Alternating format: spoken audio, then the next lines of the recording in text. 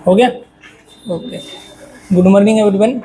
आज के इस लेक्चर में हम जानेंगे वर्टिब्रल कॉलम के बारे में, जिसके अंदर हमारी कौन कौन सी बोन्स होती हैं, टिपिकल एक सिंगल वर्टिब्रा का क्या स्ट्रक्चर होता है, और आपस में एक पूरी सीरीज होती है इनकी ना, एक के बाद एक अरेंजमेंट होता है, और अरेंजमेंट करके एक टिपिकल सिंगल वर्टिब्रा करके इस तरीके से देखा जाए तो 26 हमारी इसमें टोटल वर्टिब्रा होती है। और इनमें हमारा जो लास्ट की हमारी सैक्रम और कोकेक्स होती है, तो इसमें हमारा सैक्रम में 5 फ्यूज होते हैं, कोकेक्स में हमारे 4 फ्यूज होते हैं, जो कि लास्ट में जो हमारी टेल होती है वो होती है ना। कुछ जगह पर 5 फ्यूज भी दिखाया हुआ है, पर 4 या 5 हम मान के चलते हैं अप्रॉक्स। और इसको हम अनदर, इसका नाम है वर्टिब्रल कॉलम का हमारा बैकबोन और स्पाइनल बोन। क्या नाम है? बैकबोन और स्पाइनल बोन। राइट, बैकबोन मतलब हमको एक सपोर्ट प्रोवाइड करती है, स्ट्रक्चरल फ्रेमवर्क देती है। यदि ये बोन नहीं होगी तो हमको क्या होगा, पूरी तरीके से सपोर्ट नहीं मिलेगा। इसको हम थोड़ा इधर रख लेते हैं। तो दिस इज द बैकबोन ना। इसकी वजह से जो पूरी हमारी एक्सियल स्केलेटल है ना, एक एक्सिस पर मूव करता है, इसकी वजह से हमको सपोर्ट मिलता है। इसमें एक एक सिंगल डिस्क सीरीज वाइज होती है, सीरीज वाइज ये कंपोज करके पूरा एक हमारा वर्टिब्रल कॉलम है उसको फॉर्म करती है, जिसको हम बैकबोन या वर्टिब्रल बोन या फिर स्पाइनल बोन भी बोलते हैं। इसके बैक तरफ यदि देखा जाए तो इसमें क्या होता है, हमारे जो हमारी रिप्स केस है ना, वो भी इसी के साथ हमारी अटैच होती है, और आगे की तरफ स्टर्नम के साथ अटैच होती है। पीछे की तरफ किसके साथ अटैच है, हमारी वर्टिब्रल कॉलम के साथ जो हमारी रिप्स केस वो अटैच है। आगे की साथ, आगे की तरफ जो होता है स्टर्नम में, उसके साथ अटैच होती है, एक केस बनाती है। तो ये किस रीजन में होता है, हमारा सर्विकल के बाद जो हमारा थोरेसिक वर्टिब्रा आती है ना, थोरेसिक जो हमारी सर्विकल के बाद जो आती है थोरेसिक, उसमें अटैच होता है, जो कि हमारी 12 होती है। उसके बाद जो ऊपर की होती है वो होती है हमारी सर्विकल, थोरेसिक, लुम्बर और सैक्रम और कोकेक्स है ना। लास्ट की जो होती है वो टेल पीछे की तरफ एक कोकेक्स होती है। उसके बाद जो दिख रही है सैक्रम होती है, इसमें 5 फ्यूज होते हैं, छोटे छोटे आपको फ्यूज दिख रहे हैं। उसके बाद फिर 4 फ्यूज होते हैं आपके कोकेक्स में। तो इस तरीके से इसका जो पूरा है स्ट्रक्चर एक फॉर्म होता है, और ये हमारी इरेगुलर टाइप्स में आता है ना। बोन्स की यदि बात करें तो इरेगुलर में आता है, कोई इनका जो डिफाइंड शेप नहीं रहता है ना। तो एक सिंगल वर्टिब्रा यदि हम लें और इसमें अलग अलग होता है, जैसे हम देखेंगे सर्विकल है तो थोड़ी सी छोटी रहती है ना, शेप में थोड़ी सी छोटी होती है, इनकी जो प्रोसेस है वो भी छोटी होती है। फिर हम थोरेसिक देखेंगे, थोड़ी सी और बड़ी होती है। फिर लुम्बर है और थोड़ी सी, मतलब एक इरेगुलर शेप होता है कुल मिला के। अब ये यदि हम सिंगल लें तो कुछ इस तरीके की हमारी दिखती है, जिसमें हमारा फेसेट हो, ऊपर से देख लेते हैं हम, स्पाइनस प्रोसेस होती है, जो एक पीछे की तरफ आप देखोगे इसमें ये जो दिख रही है ना, दिस इज स्पाइनस प्रोसेस होती है। उसके बाद फिर जो बीच वाला पार्ट होता है ना, दोनों को ज्वाइंट करता है, ट्रांसवर्स को और स्पाइनस को। इस पार्ट को हम क्या बोलते हैं, लेमिना। उसके बाद ट्रांसवर्स प्रोसेस जो साइड में होती है वो होती है हमारी, जो इस तरफ जो दिख रही है, this is the transverse process. उसके बाद इसकी बॉडी होती है, बॉडी जो है अंदर की तरफ होती है ना, इस तरीके से बॉडी होती है इसकी। जो फेसेट जो होते हैं, मतलब जैसे दूसरी बोन्स आएगी तो वो आपस में इसके ऊपर आर्टिकुलेट करेंगे ना, इनका ये रोल्स होता है। तो इस तरीके से इसका कुछ स्ट्रक्चर होता है। बीच में फोरामेन होता है, फोरामेन एक ओपनिंग होती है इस तरीके से, जहाँ से क्या होता है, हमारी जो स्पाइनल कॉर्ड है वो जाती है। उसके बाद एक और फोरामेन होता है, जहाँ से हमारी जो नर्व्स है वो जाती है। तो इस तरीके से इसका कुछ स्ट्रक्चर होता है सिंगल टिपिकल वर्टिब्रा का। और टोटल यदि हम बात करें इसकी लेंथ, तो लेंथ लगभग हमारे मेल्स में होती है 71 सेंटीमीटर और फीमेल में होती है 61 सेंटीमीटर इन एडल्ट में, नॉट बच्चों में। एडल्ट की यदि हम बात करें तो 71 होती है हमारे मेल्स में और 61 होती है फीमेल में। अब ये अलग अलग हमने इसको ब्रॉडली 4 रीजन में, 4 पार्ट में हमने इसको डिवाइड किया है। तो फर्स्ट आता है सर्विकल, सेकंड आता है थोरेसिक और लंबर, सैक्रम एंड कोकेक्स। ठीक है। अब जैसे ये सिंपल वर्टिब्रा है तो ये एटलस फर्स्ट जो होती है, फर्स्ट और सेकंड, इनको हम बोलते हैं एटलस, जिस पर हमारा जो नेक है इसका ले पूरा मूव करता है, लेफ्ट राइट अपर नीचे ऊपर नीचे। दिस इज द, ये होती है हमारी एटलस है ना। उसके बाद फर्स्ट एंड सेकंड एटलस होती है, ऐसे करके सर्विकल जो 7 होती है। फिर उसके बाद थोरेसिक आ जाती है, जहाँ पर आपकी चेस्ट कैविटी जो होती है जिसके साथ आपकी रिब्स के अटैच होती है, उसका लंबर आ जाती है नीचे की तरफ, उसका कोकेक्स एंड सैक्रम। सो सर्विकल कितनी होती है यहाँ पर हमारी 7 होती हैं। एक दो सर्विकल कितनी होती है 7 है ना, C7 इस तरीके से याद रखो 7C है ना, तो याद रहेगा। सर्विकल कहाँ पर होती है, मतलब सर्विक्स, सर्विक मतलब होता है हमारा नेक ना, तो ये किस रीजन पर होती है, जहाँ पर हमारी गर्दन होती है यहाँ से लेकर के यहाँ तक की जो रीजन है आगे की तरफ भी थोड़ी सी झुकी हुई होती है, तो इसको हम क्या बोलते हैं सर्वाइकल रीजन। सर्विक मीन्स क्या होता है नेक, तो नेक के जो रीजन पर होती है हमारे सर्विकल रीजन, इसके लिए हम इनको क्या बोलते हैं सर्विकल वर्टिब्रा। ठीक है, उसके बाद फिर आती है हमारी सर्विकल कितनी हो गई 7, उसका थोरेसिक T12, T कितनी होती है 12। थोरेकिक में कितनी होती है, थोरेक्स मतलब होता है हमारा चेस्ट, जो हमारी चेस्ट कैविटी है, इसके लिए इसका नाम दिया है यहाँ पर थोरेकिक। और posterior to the thoracic cavity है ना, पीछे की तरफ होती है थोरेकिक कैविटी के, ये होती है हमारी 12 मतलब सर्विक्स। सर्वाइकल के बाद जो हम काउंट करेंगे 1 से लेकर के 12 तक, जैसे कि 1 2 3 4 5 ना, और 2 ऊपर हो गई 6, इसके बाद की जो स्टार्ट होती है वो होती है हमारी थोरेकिक 12, फिर उसके बाद 1 2 3 4 5 तक लंबर, फिर सैक्रम और कोकेक्स। देन लंबर का मीन्स होता है लॉइन है ना, लॉइन के जैसा इनका शेप होता है कुछ, इसके लिए सपोर्ट द लोअर बैक। इसका क्या फंक्शन होता है, जो लोअर बैक होता है उसको सपोर्ट करती है, ज़्यादातर जो पूरी बॉडी का जो वेट वेयर कर रही है ना, अपर पोर्शन का जो एक्सियल का वेट वेयरिंग का काम होता है वो हमारे लंबर का होता है। लंबर पे ज़्यादा हमारा सपोर्ट होता है, ज़्यादा इसका क्या बोल सकते हैं इसको, एक फ्रेमवर्क प्रोवाइड करती है। उसके बाद आता है हमारा लंबर कितनी हो गई 5, सर्विकल 7, थोरेसिक 12, सैक्रम 1 होती है ना, सिंगल जो बोन आपको दिखाई दे रही है यहाँ से लेकर के यहाँ तक की, this is the sacrum bone. उसके बाद फिर आता है हमारा sacred bone, consist of the 5 fuse. इसमें कितने फ्यूज होते हैं हमारे 5, सिंगल बोन्स होती है, फ्यूज 5 होती है। उसके बाद आती है हमारी कोकेक्स। कोकेक्स कुकू बर्ड का जो बिल होता है ना, उसका एक कुकू एक चिड़िया होती है ना जो उसमें रहती है, तो वो इस तरीके से कुछ कैसे बोल सकते हैं हम,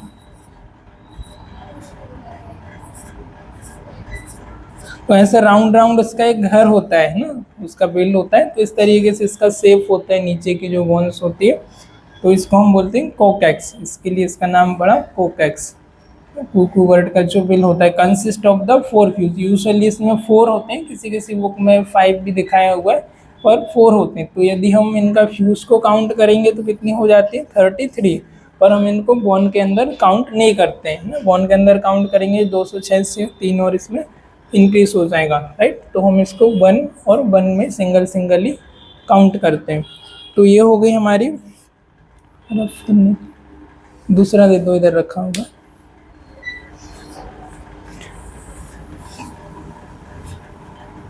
अब हम देखेंगे जैसे जो एडल्ट नहीं है ना, छोटे जो बच्चे रहते हैं जिनका डेवलपमेंट हो रहा होता है यूट्रस के समय, माँ के गर्भाशय में, तो उस समय क्या होता है जो हमारी बोन्स है ना, जो हम देखते हैं जनरली कि वो इस तरीके से ऐसे सोए हुए रहते हैं ना, इमेज में सोनोग्राफी कराते हैं या फिर वीडियोस में हम देखते हैं, इस तरीके से बच्चा मुड़ के पूरे यूट्रस के अंदर पैर और हाथ दोनों इसके क्या रहते हैं, फोल्ड रहते हैं ना, जनरली हम देखते हैं। तो जब जो वर्टिब्रा होती है वो कैसी होती है हमारी, सी शेप में होती है।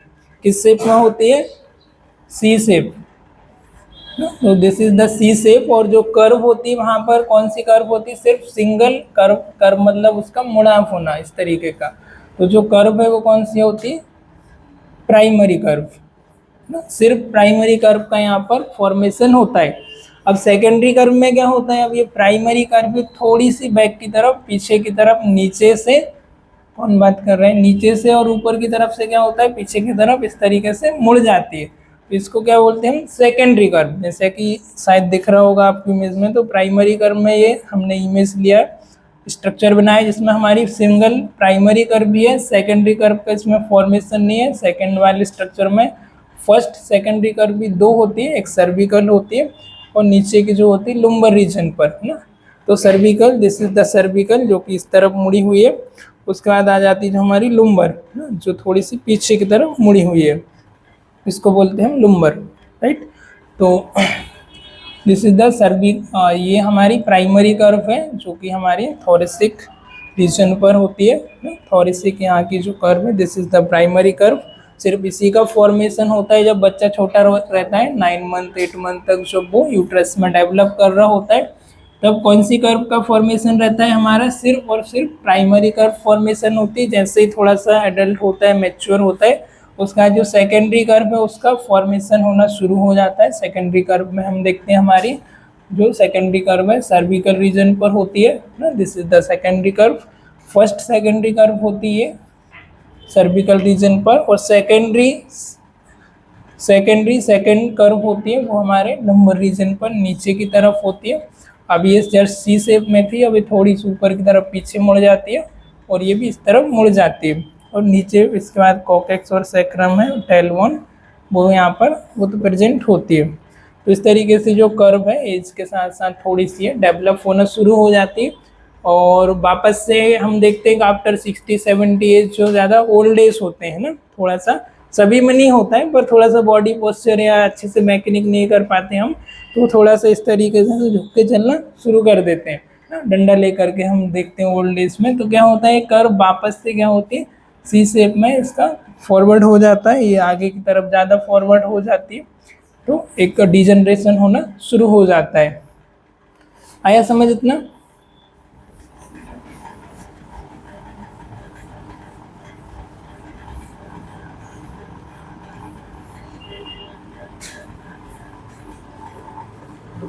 सेकेंडरी कर्व में आपकी 2 कर्व होती हैं, फर्स्ट सेकेंडरी कर्व और सेकंड सेकेंडरी कर्व। फर्स्ट जो होती है वो सर्विकल नेक रीजन पर होती है, सेकंड होती है वो लंबर रीजन पर होती है।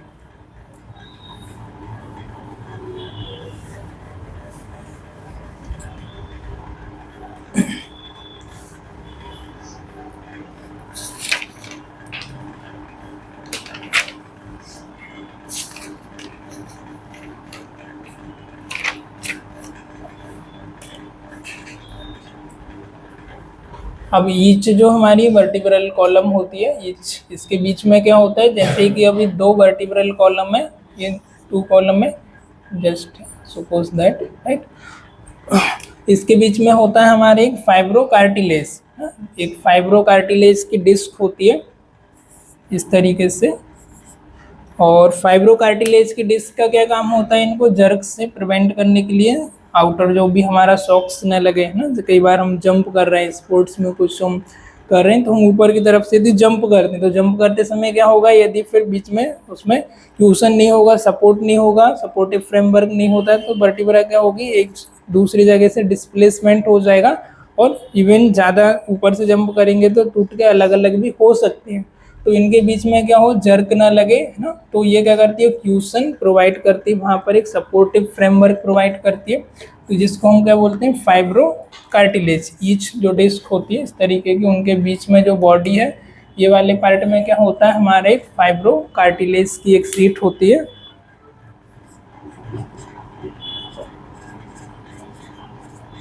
फाइब्रो कार्टिलेज इसकी होती है, फाइब्रो कार्टिलेज, फाइब्रस से और कार्टिलेज से जो कि मिलकर के बनी हुई होती है, इसके लिए हमने इसको नाम दिया फाइब्रो कार्टिलेज, राइट। अब फाइब्रो कार्टिलेज के भी पार्ट्स होते हैं, जो बाहर की तरफ दिखाई देती है हमको वो अलग होती है, और अंदर की तरफ जो इसकी सीट होती है वो अलग होती है।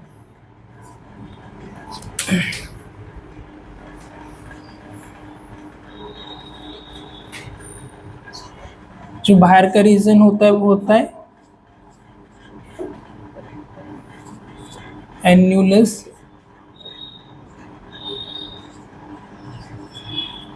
फाइब्रोसिस, और अंदर का जो होता है वो होता है न्यूक्लियस।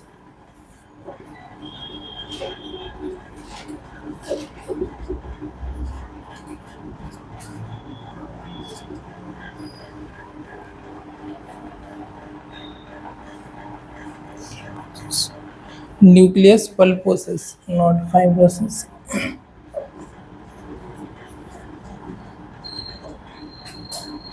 ओके, सो इसके भी दो पार्ट्स होते हैं जो हमको बाहर से विजिबल होता है, जो दिखाई देता है, वो वाला हमारा पार्ट होता है कौन सा, एन्यूलस फाइब्रोसस। अंदर का जो पार्ट होता है सॉफ्ट होता है, पल्पी होता है और हाईली इलास्टिक होता है। कैसा होता है, सॉफ्ट होता है, पल्पी होता है और हाईली इलास्टिक होता है। इस पार्ट्स का क्या नाम है, न्यूक्लियस पल्पोसिस ना। तो दो इसके भी पार्ट होते हैं, बीच में एक हमारी सॉफ्ट, एक हमारा फाइब्रोकार्टिलेज की सीट होती है जो कि उसको जर्क लगने से, शॉक लगने से, और दूसरा हम जब बेंडिंग कर रहे हैं ना, बेंडिंग हो गया हमारा, हम साइड में इस तरीके से बेंड कर रहे हैं, इस तरीके से बेंड कर रहे हैं, तो वो क्या करती है, वहाँ पर एक क्यूशन का सपोर्टिव फ्रेमवर्क प्रोवाइड करने का इसका वहाँ पर रोल होता है, फंक्शन होता है।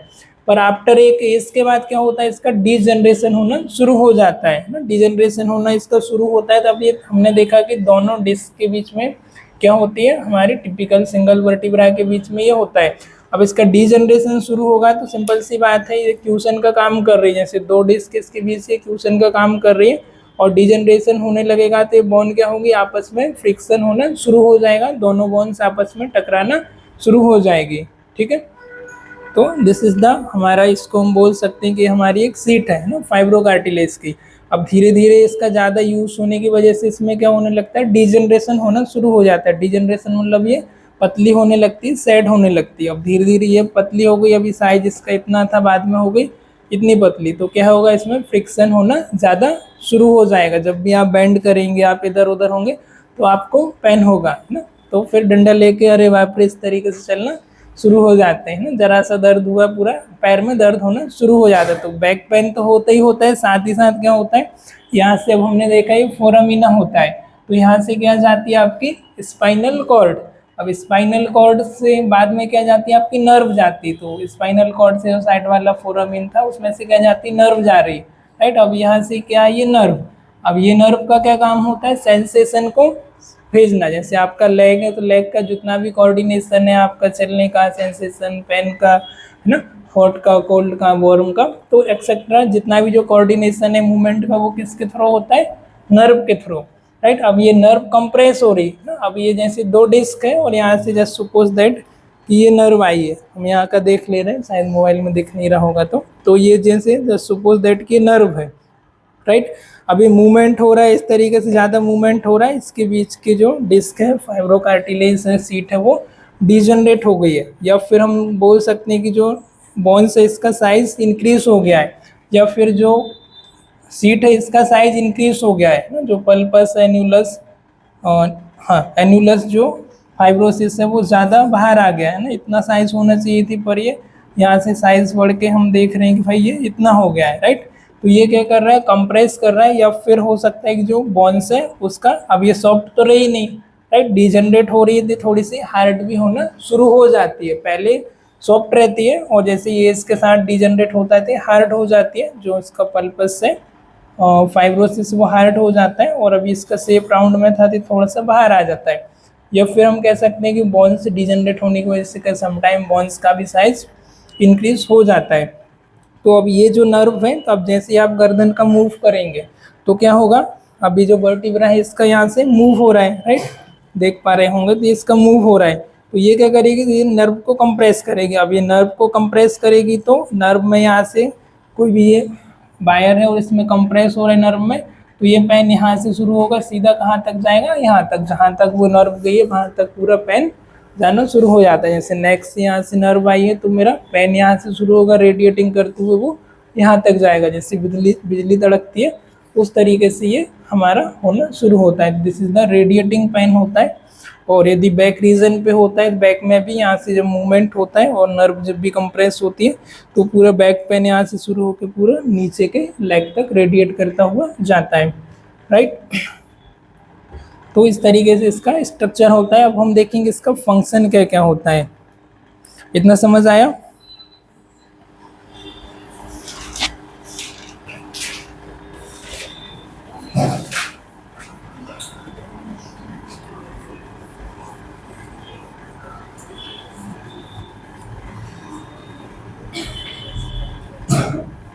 ब्रेन से जो स्पाइनल कॉर्ड निकलती है वो पूरा यहाँ से शुरू हो जाती है, इसके अंदर से ही जाती है। जो हमने ओपन लेमिना देखा है फोरामेन, उसके बीच से स्पाइनल कॉर्ड आती है।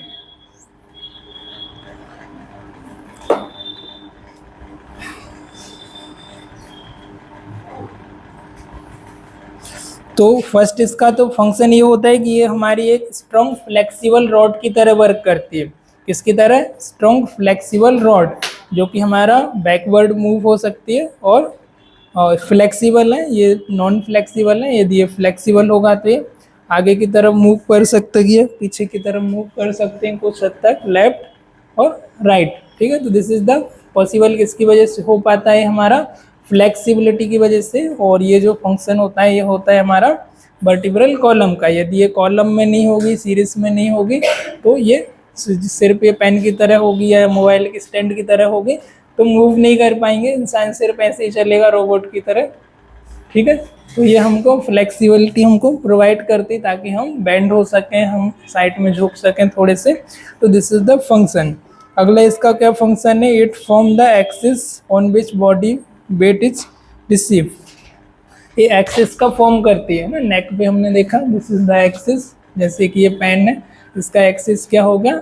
ये होगा, ये ढक्कन का, ये मूव कर रहा है, घूम रहा है, तो एक एक्सिस पर ये रोटेट कर रहा है, तो रोटेशनल मूवमेंट तो ये करती है लेफ्ट एंड राइट। उसके बाद ऊपर नीचे इस तरीके से भी आप मूव कर सकते हो। दिस इज द एक एक्सिस प्रोवाइड करती है वेट बेयरिंग के लिए, नीचे भी एक्सिस करती है, कुछ हद तक आप यहाँ से भी इस तरीके से भी मूव कर सकते हो। उसके बाद all the movable vertebra have a canal and them arrange such A way make continuous passes neural corner. हाँ, दूसरा एक रास्ता प्रोवाइड करती है, एक वे प्रोवाइड करती है। हमने अभी इसका इमेज देखा, इस तरीके का उसमें फोरामेन होता है, तो वो फोरामेन के बीच से क्या होता है, आपकी जो स्पाइनल कॉर्ड है उसको एक वे प्रोवाइड करती है, उसको प्रोटेक्ट करती है। और जो हमारी हेड से जो निकलती है स्पाइनल कॉर्ड, उसकी जो टेल होती है वो नीचे तक जाती है। The first vertebra atlas articulate with the skull and provide support to head as well as it upward downward and sideway movement है ना। जो अभी बताया वो, ये जो फर्स्ट वर्टिब्रा होती है उसको, फर्स्ट और सेकंड को, सर्विकल को हम एटलस बोलते हैं। एटलस हमारी जो स्कल है पूरी, इसको मूवमेंट प्रोवाइड करती है, अपवर्ड डाउनवर्ड साइडवे और रोटेशनल, सेमी रोटेशनल मूवमेंट होता है। It serve as the point attachment for the ribs and together they protect the vital organ like heart and lungs. दूसरा इसका क्या फंक्शन होता है? ये हमको एक सपोर्ट वर्क प्रोवाइड करती है, जिसकी वजह से क्या होता है, हमारी जो वर्टिब्रल कॉलम है, वर्टिब्रल कॉलम के साथ जो हमारी रिब्स केज है वो अटैच होती है। This is the attachment provide करती है। कौन सी? T1 से लेकर के T जो हमारी 12 होती है उसके बीच हमारी जो वर्टिब्रल कॉलम के साथ जो रिब्स केज वो अटैच होती है, और ये केज का फॉर्म करती है जो कि हमारे लंग्स को और हार्ट को प्रिवेंट करने का काम करती है। तो ये भी पॉसिबल हो पाता है किसकी वजह से? हमारे वर्टिब्रल कॉलम की वजह से। अगला है, it also provide a point to attachment to pelvic girdle and muscles of the back. अगला इसका फंक्शन होता है जो हमारा पेल्विक ग्रिडल होता है, दिस इज द पेल्विक ग्रिडल। तो पेल्विक ग्रिडल जो अटैच होता है वो नीचे हमारी जो सैक्रम होती है उसके साथ बाइलेटरल जो आपका पेल्विक बोन होती है वो अटैच होती है। तो एक सपोर्टिव फ्रेमवर्क और एक अटैचमेंट पॉइंट प्रोवाइड कराती है हमारी मसल्स को, साथ ही साथ पेल्विक बोन्स को।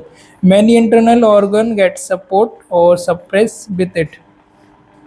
अब इसकी वजह से बहुत सारे जो ऑर्गन्स हैं वो भी सपोर्ट, एक सपोर्ट प्रोवाइड करती है ना, सपोर्टिव का वर्क इसका होता है ना, हेल्प करना और सपोर्ट करना, राइट। तो ये सारे फंक्शन है हमारी वर्टिब्रल डिस्क के, और जो कि हमारी C1 से स्टार्ट होती है। इसमें हमारी सर्विकल 7 होती है, थोरेसिक हमारी 12 होती है, लंबर है जो 5 होती है, और सैक्रम 1 होती है, कॉकेक्स 1 होती है। सैक्रम में 5 फ्यूज होता है, कॉकेक्स में हमारे 4 फ्यूज होते हैं। नीचे की जो टेल बोन होती है लास्ट में ये होती है। ऐसा माना जाता है कि पहले आदि मानव थे तो उनकी पूंछ हुआ करती थी ना, तो धीरे धीरे करके उसका डिजनरेशन होना शुरू हो गया, तो ये बाद में कॉकेक्स में कन्वर्ट हो गई ना। उसके पहले पूंछ होती थी जब हम आदि मानव थे ऐसा। तो अब कितना सही है कितना गलत है वो तो मुझे पता नहीं है, तो है ना, तो धीरे धीरे करके उसका डिजनरेशन होना शुरू हो गया और वो डिसअपेयर हो गई, राइट। ठीक है, आज के लेक्चर में इतने, मिलते हैं किसी और लेक्चर में। Till the time, good bye.